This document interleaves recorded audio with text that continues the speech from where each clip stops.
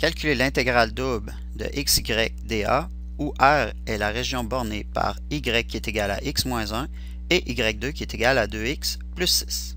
Dans un premier temps, pour déterminer les bornes d'intégration, il va falloir dessiner la région sur laquelle on intègre. On a donc la droite y égale x-1 qui passe par moins 1 pour l'ordonnée à l'origine et qui est une droite de pente 1. On a également la parabole y2 qui est égale à 2x plus 6 qui est une parabole ouverte vers la droite. Trouvons les points d'intersection de ces deux équations. Nous avons que y au carré c'est égal à 2x plus 6. Donc également, nous avons que y au carré est égal à x moins 1 au carré. Nous obtenons que 2x plus 6 doit être égal à x2 moins 2x plus 1 en élevant au carré. Si on met tous les termes à droite de l'égalité, on obtient que 0 va être égal à x2 moins 4x moins 5, qu'on peut factoriser pour obtenir x moins 5 fois x plus 1. Ce qui veut dire que la droite et la parabole se rencontrent si x qui est égal à 5, ce qui veut dire à ce moment-là que y égale 4, et aussi si x est égal à moins 1, ce qui nous donne y est égal à moins 2. On va dessiner dans notre plan XY notre région d'intégration. Donc d'abord, si on dessine la droite, elle est d'ordonnée à l'origine moins 1 et de pente 1.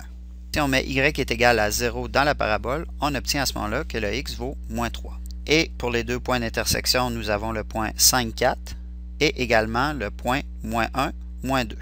On peut ainsi dessiner la région sur laquelle il faut intégrer.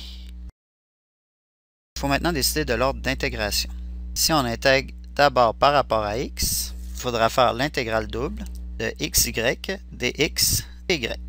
On s'aperçoit alors que peu importe où je me place dans la région, le x va toujours de la parabole y2 qui est égale à 2x plus 6 à la droite y qui est égale à x moins 1.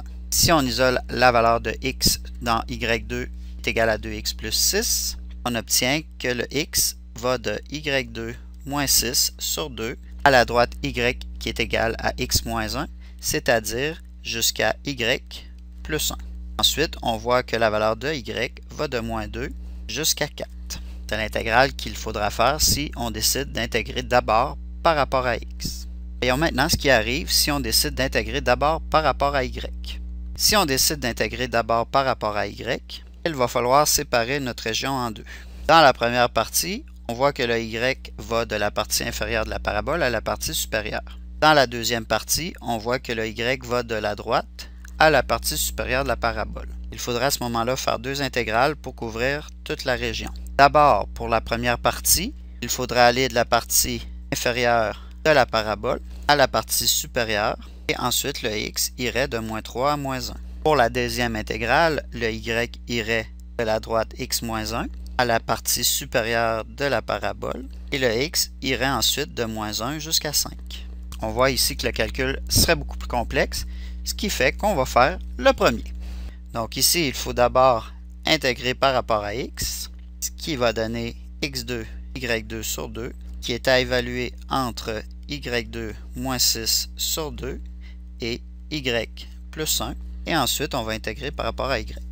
On obtient l'intégrale de moins 2 à 4 de y plus 1 au carré fois y divisé par 2 moins y sur 2 fois y2 moins 6 sur 2 au carré, qu'il faut maintenant intégrer par rapport à y. Nous pouvons maintenant mettre une demi en évidence et intégrer de moins 2 à 4 d'abord y qui multiplie y plus 1 au carré moins y fois y2 moins 6 au carré sur 4 et y. En faisant les produits et en intégrant terme à terme, on va obtenir 36.